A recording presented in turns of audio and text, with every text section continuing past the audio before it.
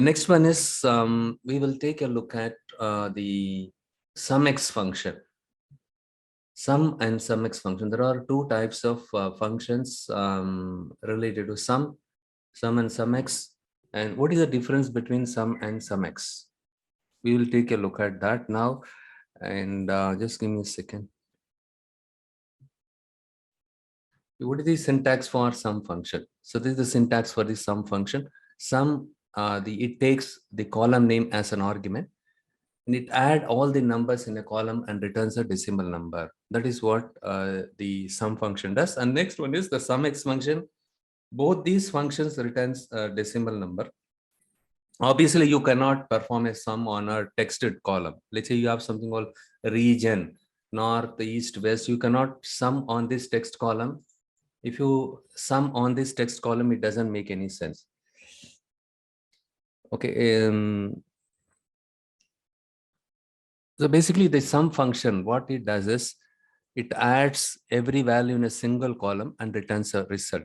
That is what is done by the sum function.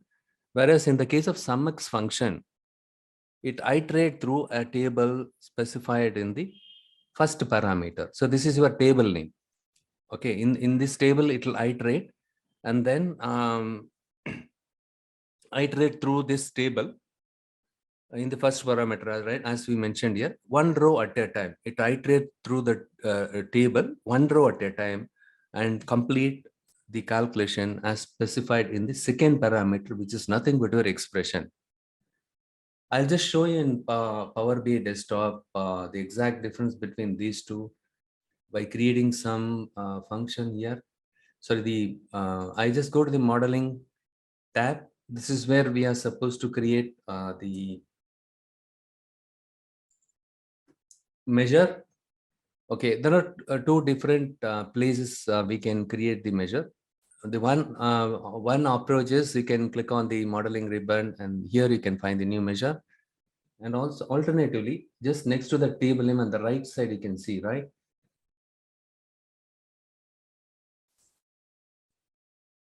So here, three dots, you can see it here. Just click on the three dots, and if you click on new measure, it will create a new measure. In today's session, we will create a separate table, a temporary table, wherein we will keep all the measures, whatever we created. Instead of keeping the measures as part of this table itself, right, the business table, we will create a separate table. That table will hold all the measures so that later point in time, if you want to refer any measures, you can go and check it there. Now we will start with the sum function. I just click on the new measure.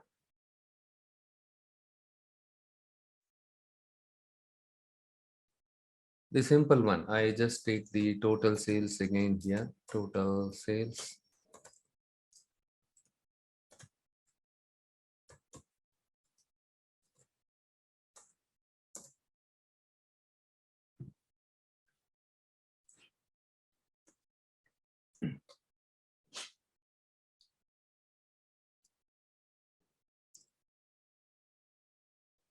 Okay, I have created the total sales.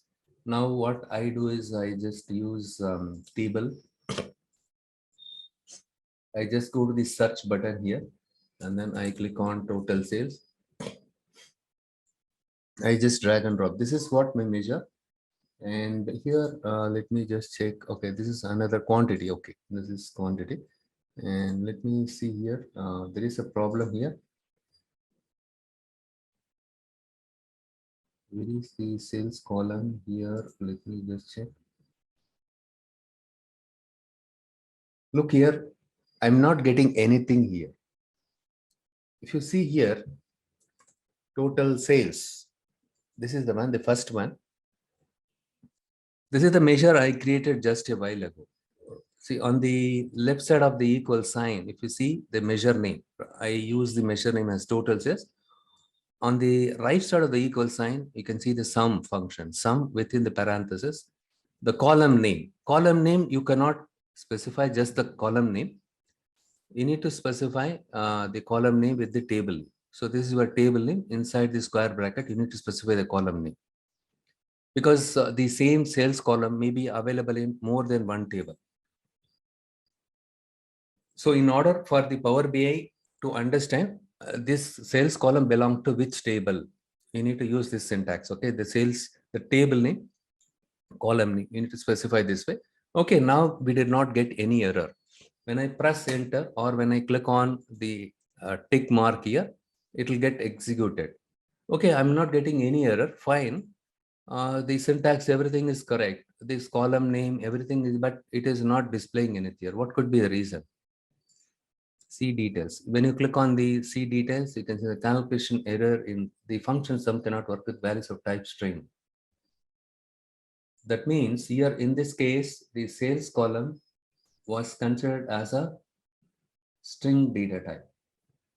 Okay, something wrong here. To validate that, just double click on this sales column. And on top, we can see that the data type for the sales column as text here. Okay, what I told became correct, right? So this one is a text. Actually, the sales column is supposed to be a numeric variable. Now I just go to the data view and take a look at the sales column here.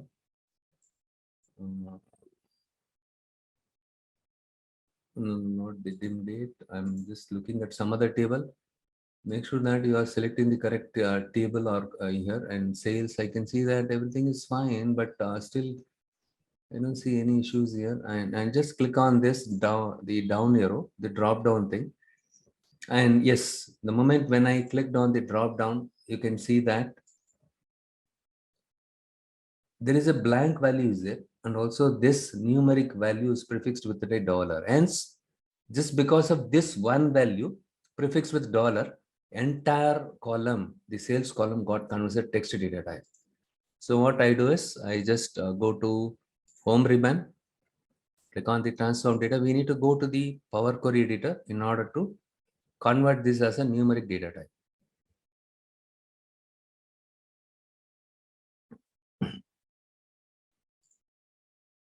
You need to select the right table here.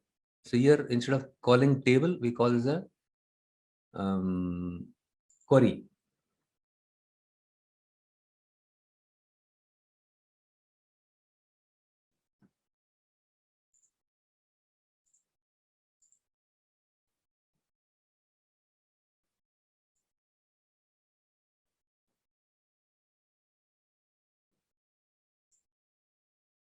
Okay, here in the sales column, we can see the blank value, and the blank values got replaced by NA, and we can see the numeric value prefixed with dollar. If I go directly here, and then let me do one thing. I'll just select this one, and then when I convert the decimal number, okay, replace current. So here, let me do one thing. I'll just take a screenshot of this. Because one of my students, she was saying that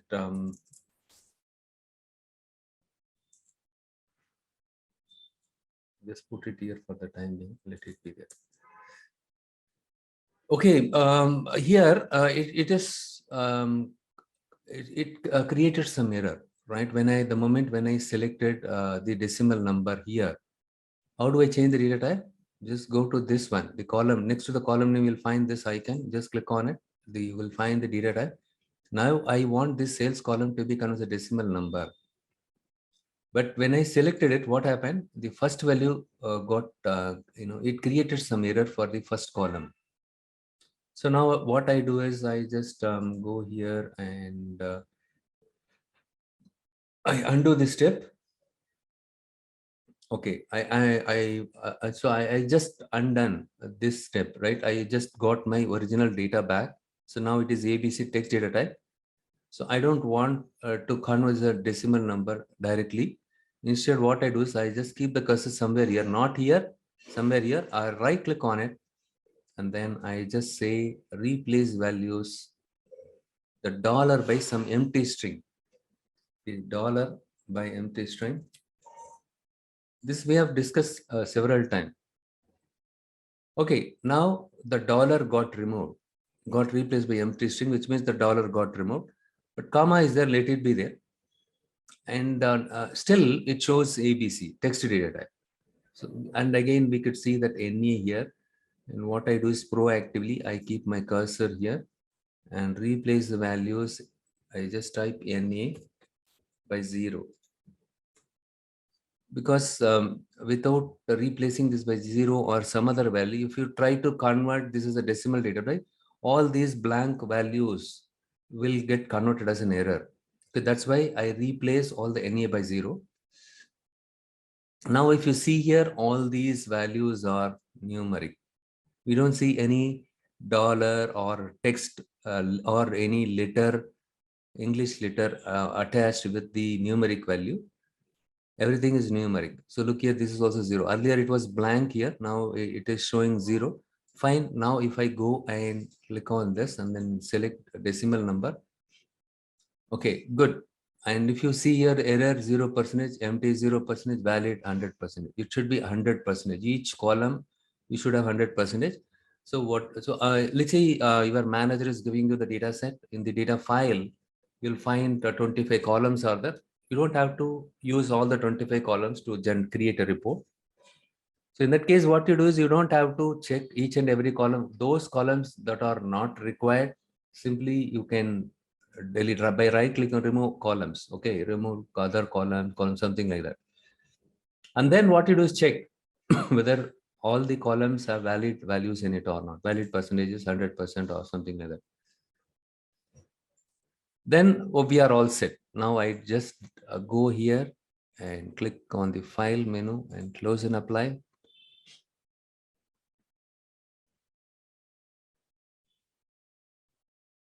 Okay, good.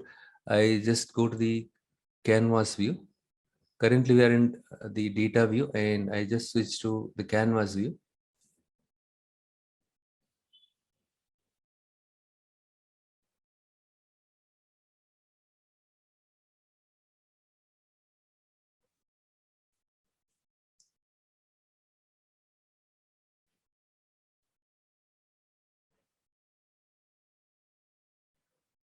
I just go to the report view, which is nothing but the canvas view, report canvas view. And here, see here, now I can see the value. Earlier, it was showing error, wasn't it? So after I just converted this sales column as a decimal data type, now it is showing correctly the values. So this kind of issues you will come across in the real-time scenario. Okay, fine. So now we are done with this. Okay, this is for total sales.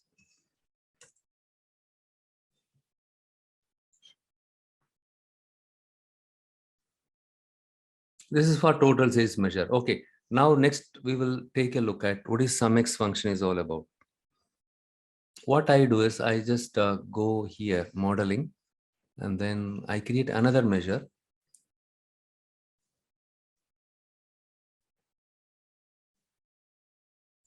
And let me go to the data view. Oh, okay, I should have checked it here itself.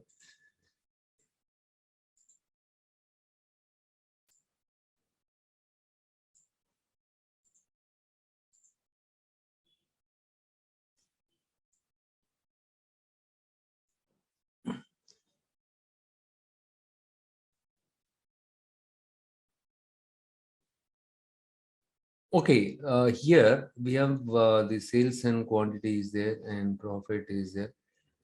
We don't have the price here. Price column is missing here. Okay, what I'm going to do is I'm going to create a column here, new column here. Okay, instead of creating column here, I just go to I just switch from data view to report view. I'm going to create another measure. Click on modeling, click on new measure.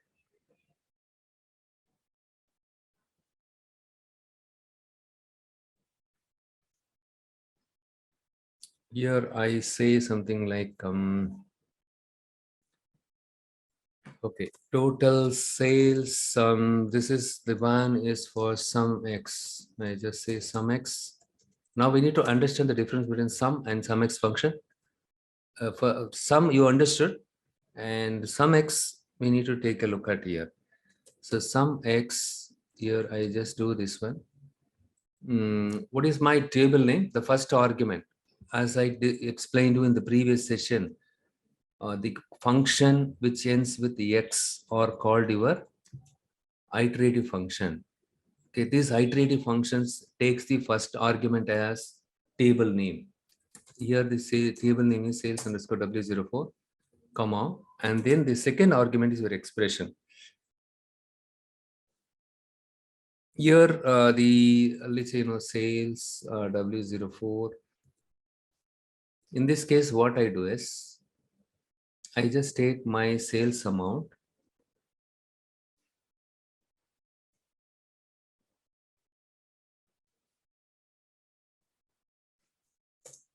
Okay, divided by quantity. Instead of saying total sales, I say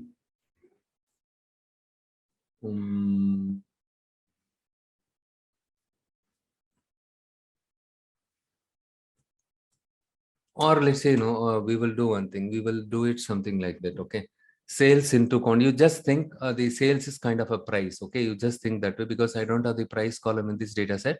You just assume that this is a price. Price into quantity will give you the sales amount, right?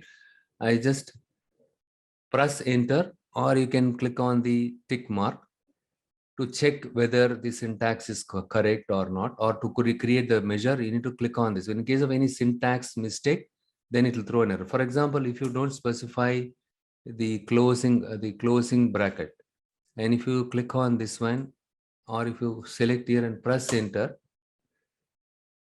it will throw an error. So okay, what I do is I just select this. Look here, not this one. Total sales Sumx. This is what I created it. Okay, anyhow, I don't have to remove this in the interest of time. I just put it here, and it shows something like this. Let me do one thing. I'll create another table. Obviously, it will show a bigger number, right? Here it is not wrong because what I did, I just multiply the sales by quantity. It gives me something like that. Okay, ideally, okay, what I do is best thing. I just go here and not this one. And then I just click on the sales W04. Here we don't have the price. How can we find out the price? Roughly, we will come up with some formula. I just say new column, click on new column. I'm going to create a calculated column. Currently, I'm in data view. I just selected new column. And if you see here, I just say listed price, something like I put something like listed price is equivalent to here. What I'm going to do is quantity divided by sales divided by quantity.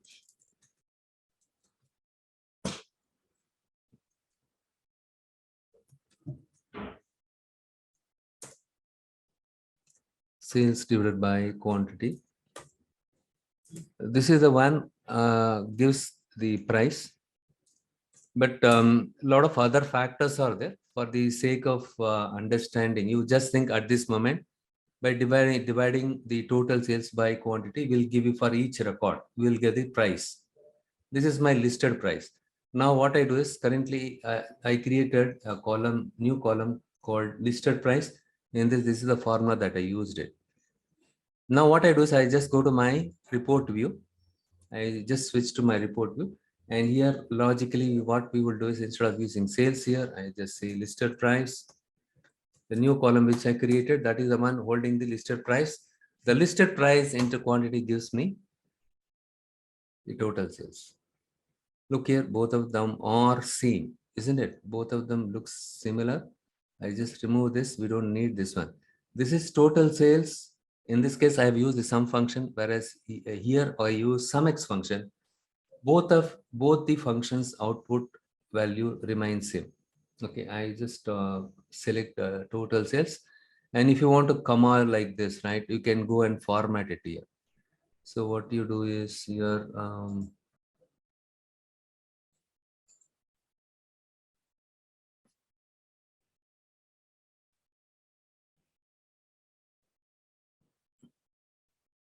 currency, and then here the decimal value shows more, but anyway I don't need currency. I just go to modeling, sorry, total sales, and here let it be there as a decimal number. And then what I do is here, okay, yeah, now I just change to decimal number. It is, both of them are similar value. Then what is the difference between sum and Sumx function? In the case of Sumx function, I have used an expression. The advantage of this one is the Sumx function is it iterates row by row. Each and every row it goes, and each and every row it pick up the listed price and then quantity. It takes the product of these two columns, and then for each and every row it does, and finally it does the overall sum. That is what we can see it here. If you want to do some kind of the row by row, the formula, if you have some formula like this, if you want to evaluate, this is called your expression. You want to evaluate an expression row by row, then you can use Sumx function. Okay, now the question is, I just close this. Now it's fine. Now you understood. The sum function takes the sum on the single column. Here you cannot use an expression something like this. Look here, sum, or instead of sum you can take average also, min, max also you can use it, but it works on a single column. But whereas Sumx, in the case of Sumx, it works on more than one column. Okay, you can use an expression, you can do some, you can implement your formula, business rule, something like this. Is your kind of business rule. Let's assume that newer company, they multiply the price with the quantity to get the sales for each line item. Okay, and now what I do is I just go back here, and here I'm going to create another column, new column.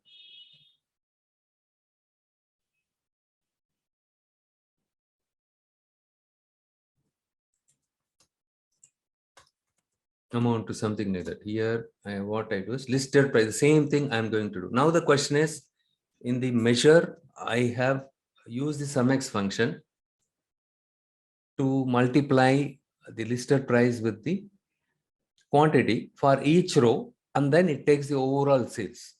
Can't I do the same thing in this data calculated column? So I just clicked on the new column. Now I just type this. I'm going to create a new column. This is called your calculated column. Is simply what I do is listed price into quantity. That's it. I'm not going to do anything. I just press enter.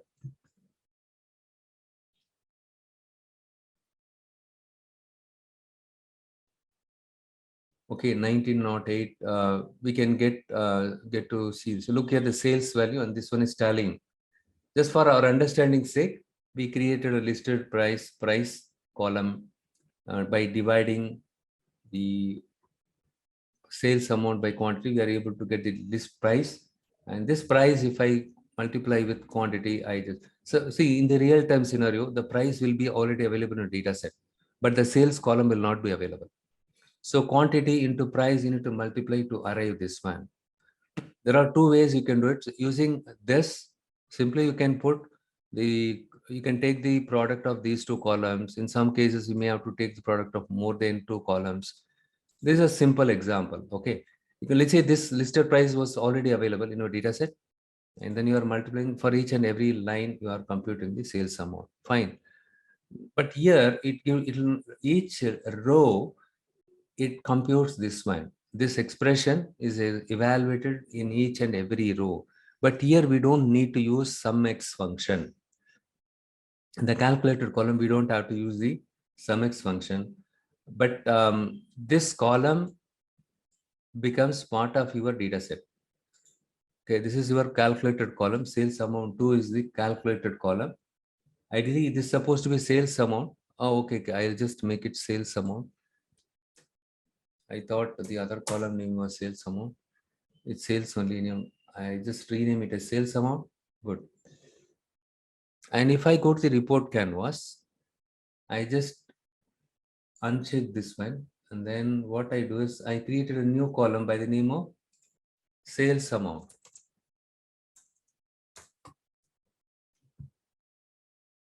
Just next to the calculated column, this is a calculated column. So next to that, you can see something like that, the sum kind of thing, right? This is, which means calculated column. I just drag and drop this here. Look here, all these three values are same here. What is the difference between these three columns? Pretty simple. This is a straightforward sum function. We have used sum function, but here this is kind of right indirect way of doing it. We have let's say in my data set I don't have the sales amount column available. I have list price and quantity column is available. Using a measure also, I can evaluate an expression using Sumx function. I can perform row by row calculation. I can iterate the table row by row using Sumx function in your measure. The other alternative is calculated column. Either you can use a measure or you can use the calculated column. We'll discuss about the difference between calculated column and measure a little later. Now you see, now using calculated column also we have created the sales amount column. Using the measure also we have done this, and then using simple sum function, right? Here Sumx sum function. But if you want to perform a row by row operation in your measure, you need to use Sumx function. You cannot use simply like listed price into sales W04. You cannot use it in your measure. So what is going to happen if I use it in my measure? It will not work. Look here, if I just go and simply if I say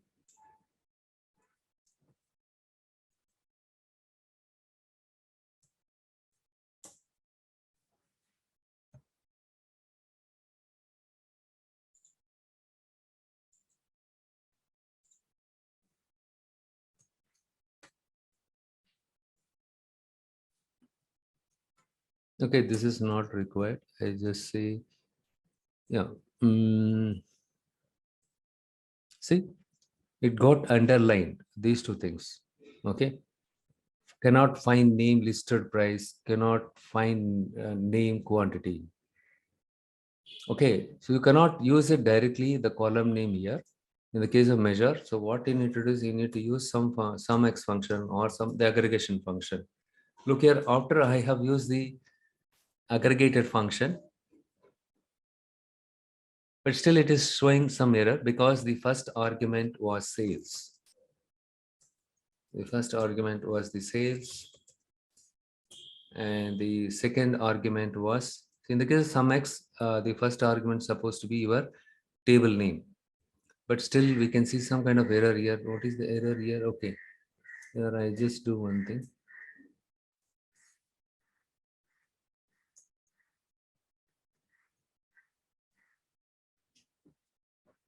I just simply unselect it because only when I execute it, look at this is the correct syntax.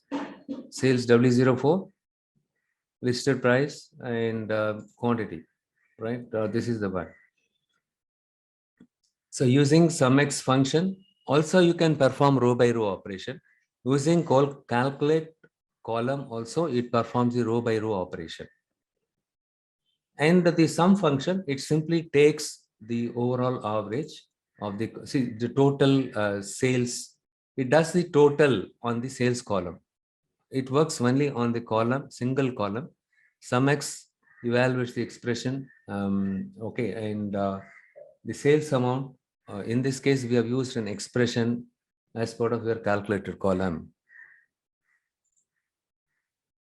So usually, the interviewer, they'll expect you, how familiar are you with the context, row context and filter context. We'll explore what these two things are.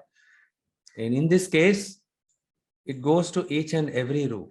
So it goes to the listed price, first row, and then it multiplies with the quantity, and then it computes this one. And it goes to the second row and it takes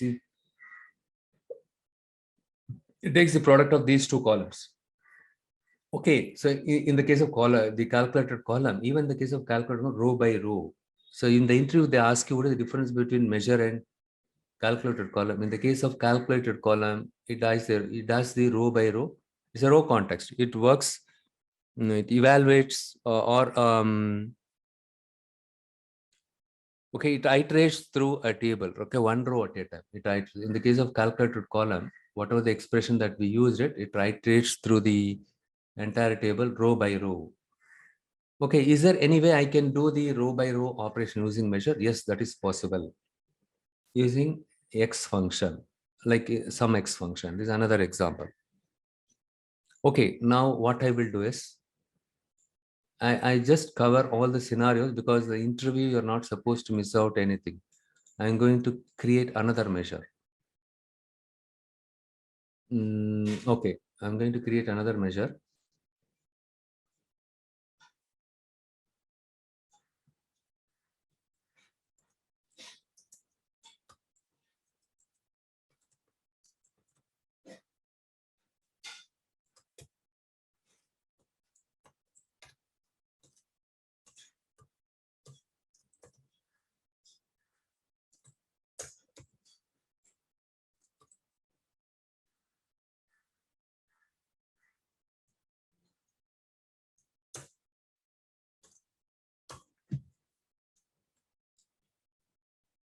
Even this one works fine.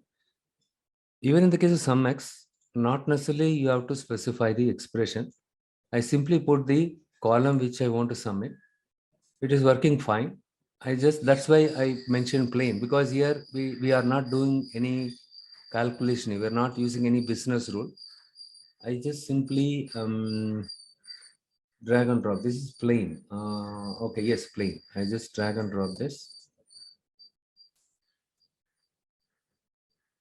Same, right? So 4 different ways you can create the thing here. But in this case, what happens is, now the question is the sum x. Using sum x also we can do the total on the sales column. Using sum function also we can compute the total sales on the sales column. What is the difference between sales and the sum and sum x function in this case? So there is a syntax sugar. So behind the scene, when you use sum function, for example, when you use a sum function, behind the scene, what happens is it converts the sum function like this: sum x sales W04, comma, it converts that simple sum function as like this behind the scene. Okay, in that case, why do I need 2 different function? So instead of sum, I can use sum x itself. Why should I have a separate function? The reason is the syntax sugar. What do you mean by syntax sugar? It will simplify the developers. It makes the developers' life easier. You don't have to type the sum x and first argument table name, comma. In this case, the table name is very small. The table name is very big. You need to type it, comma. I need to type this. Instead, what you do is use a sum function. Put the whichever column you want to do total. You just specify it, or whichever column that you want to take average. You can use average function. Average, inside that you can say the sales. Or in our case, sum inside the sum function. Put this column itself directly. What Power BI says is, you just specify, you can use a sum function, just specify the column name for which you want to do an aggregation. Behind the scene, what I do is I'll convert this as convert it like this. For my understanding, I'll convert it like this. Okay. So sum and sum x is more or less same. They'll ask you the difference between sum and sum x. You can tell them the answer is, using sum, we can aggregate every value in a single column and it returns the result. That is what your sum function. Okay, whereas in the case of sum function, but in the case of sum function, you can use a single column. Right? For a single column only, you can perform aggregation. Aggregation can be sum or it can be something else, but we are talking about difference between sum and sum x function. Hence, in this case, it performs the sum on the single column, whereas the sum x function also does the same thing. Okay, but behind the scene, when I use sum function, it converts my sum function as sum x and then doing all the things. This is for syntax sugar. But another difference is using sum x function, you can use or evaluate an expression like this. Sum x function, also other difference is sum x function or the function which ends with x, it iterates the table data row by row, one at a time. Okay, that is the difference between these two. That's all. Pretty simple, isn't it? And like sum and sum x, we have something called min and we have something called min and max x is also, sorry, max and max x is there. Okay, and min x is there, is available. Average and average x is available. It's all same way. Okay, any function that we ends with x will iterate through a table, one row at a time, and complete the calculation. Got it? That is the difference between these two.